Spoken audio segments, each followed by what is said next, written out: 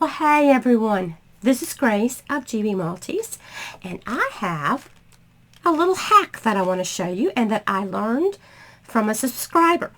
And there's another hack besides this one, so there's two that you can do for this same thing I'm going to show you. Okay, I have a tray here and I have no stopper at the end of it.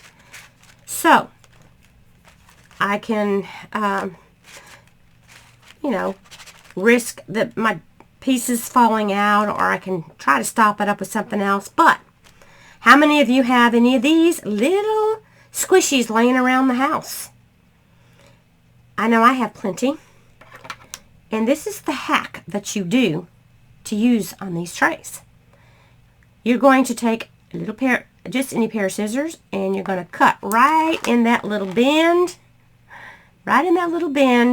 of your squishy. Right like that. Just cut it off, and look. You put it right inside there. Isn't that cool? It's ready to, I can use it now. I can put some drills in there, and I can shake them around, and look, they're not falling out. That's pretty darn cool. And the other day I was showing you this cool tray holder that I received from Purple Pelican Products, and I went through and I put them on every single one of these. And I've got each one of these Velcroed in, and there were enough for me to Velcro these together also. So there were plenty of Velcro strips to do all that, and then I just took all the squishies I had and put them in there, so I don't have to worry about them falling out. Just pull it out. I'll put it in this one. So if this kind of leans forward a little bit, look, it stopped it. Now, another person gave me another hack, and that was to use, well, I did good then, didn't I? I'm going to use a little squishy ball. And you don't have to Velcro the trays in. I just did it to keep them from falling out. But you can do it however you want to do it. But the other hack that someone told me was they buy the squishy earplugs from dollar store, or from at Dollar Tree, whatever. Oops, I put that in the that one doesn't have the Velcro on it. And what they do is they put these squishy little earplugs into these ends of these. So you could cut them up and put them in there. It'd be very cheap and very efficient. And there you go. So I just need to, when I pull this up, I need to just pull it out carefully. And it's ready to use. And I don't have to worry about it leaning forward and then falling out. So I thought that was a really cool idea. So I'm going to put these back in my bottle I have. This is the bottle I'm using for my rose diamond painting. So I wanted to share that with you while it was still fresh in my mind. So if you've got little squishies around, you can go to town and plug those trays up, and you don't have to worry about your drills falling out. So these will fit in here also. Those I think were from DAC, and I think one was from Craftably. Those trays, I believe. Yeah. So I thought that was pretty cool. Another, like I said, the other one was to get earplugs the squishy kind of earplugs that you can buy at the dollar store, and you can use those and cut them up and put them in there. So I had never heard that, and The subscriber who told me about it said they didn't come up with that on their own. They had, I think, seen it on a Facebook group or somewhere. I so appreciate those of you who share your hacks with me. Thank you so much. So I can share it with the rest of you guys. If you've got any hacks you want to tell me about, please do so. Now, I am wearing something that is shocking my back. It's called a TENS unit. The other day, I guess it was Thursday evening, I was outside and there were some tree limbs on the ground, and I thought, I'm going to pick some of these up, and I threw them out in the woods to get them out of the way. Well, when I woke up Friday morning, I was hurting, but not as bad as I started hurting later. On Friday, I also went and got my second COVID vaccine. Now, I took the first one, it had been 3 weeks. You wait 3 weeks between getting the vaccine. And I know some of you have already had yours and you've taken both of them. Some of you have taken one. Some of you don't plan on taking it. You know, I'm not going to get into arguments about it one way or the other. That's everyone's choice as to what they want to do. I wanted to get the vaccine to try to protect myself a little bit and hopefully get this pandemic over with sooner than later. But let me tell you my story about after the second shot. People have said some people get reactions to it and some don't. First one I took, nothing. My arm was a little sore. That was it. Not a problem. Nothing at all. I went this past Friday and I got the shot. It was about 12:30, right afternoon. And went, not a problem. They make me sit there for 30 minutes. And then left. And I was fine. That evening, my arm was a little sore, just like it did the other time. Now, when I woke up about 5:30 Saturday morning, and I was freezing. I was chilled. My teeth were chattering, and so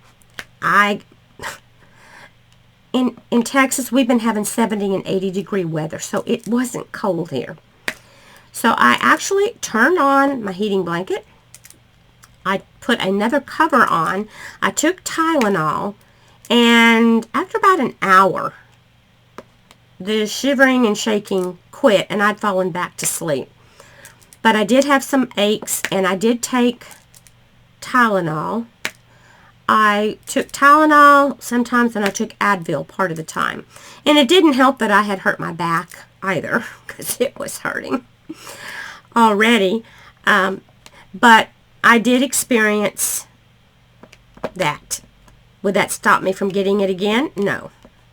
I would still get it again, just for safety's sakes, and to try to get this whole thing over with, I hope, sooner than later.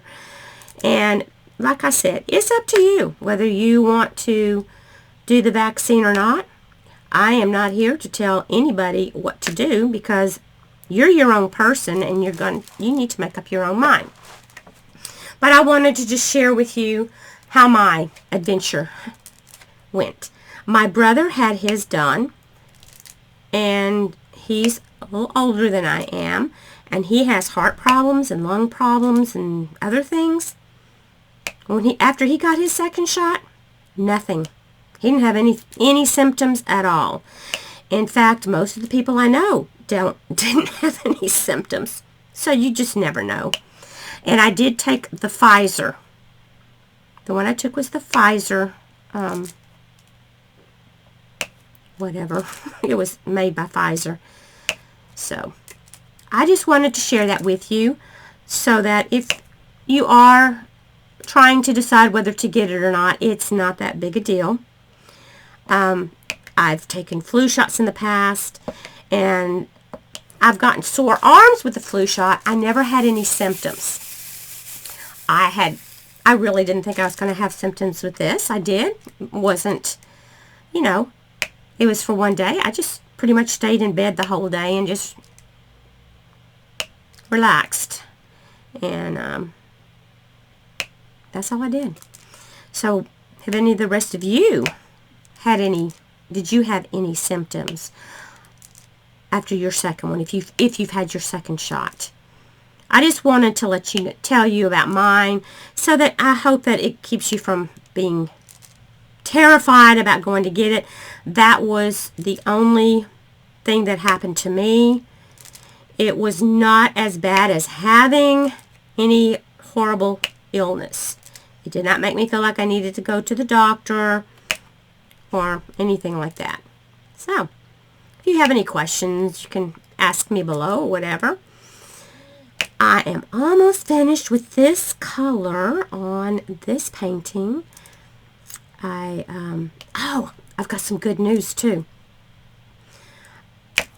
Isaac, the one that I have talked about so many times, my nieto, from Honduras, that I did a whole video about, he is actually coming home because his little sister, I forgot to mention this in the video that I did about him, his little sister's cancer came back a few months ago. And they are, we're trying some chemo. I'm not really sure which chemo they were trying, but it wasn't working. The tumor is behind her eye, and the eye is coming out again. Her eyeball is coming out again. And they are trying lasers every single day for 5 weeks. And the people at the Marines are letting him come home for a month. He is going to do a little bit of recruiting while he's here, but he will get to spend some time with his little sister. She's only 5. Her first bout of cancer, which she was probably 3 months old or 4 months old when they discovered it. She may have been born with it. I really am not sure. But please send your hearts, your thoughts and prayers out to her. Her name is Kimberly. But the exciting thing is, Isaac is going to do a video with me. Now, he told me he would answer any kinds of questions you guys have. So I'm thinking maybe we might do a live. That way you can type in questions that you want to ask him. Because so many of us don't know what goes on at the border. He was telling me a little more about it, because he did come here from Honduras, and he did come over here legally and in the correct way. And he can answer questions about what it was really like. It was fascinating, just fascinating.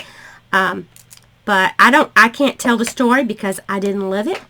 And then he can also answer questions about what he's doing in the Marines and how he's liking it. He is so much fun, and he will answer your questions to the best of his ability. He is a very smart young man, and you'll see why I am just so proud of him. And I'm proud to be his abuelita. But I'm just going to keep this pretty short, and I'll come and make another video later. I just wanted to show you the hack I had, tell you about my second COVID vaccine, and to tell you that Isaac is coming. And we'll either do a, I don't know when he's going to get to come, because part of the time he'll be with his sister, then part of the time he'll be with, doing stuff with the Marines. So we're probably just going to have to pop on just whenever we get a chance. I'll try to link it in my community section when it will be, as close as I can. I'll put some kind of a comment there. If you didn't know, if you go to a person's page, you can look at their community page. It'll have a tab that says community, and people will write things in there that I haven't written anything in my community page in probably a year, and I need to get better about that. I need to start keeping you guys up to date with things that are going on. But I'm going to let you go for now. I love you guys. You take care. God bless. and have a wonderful evening, whatever it is. Bye.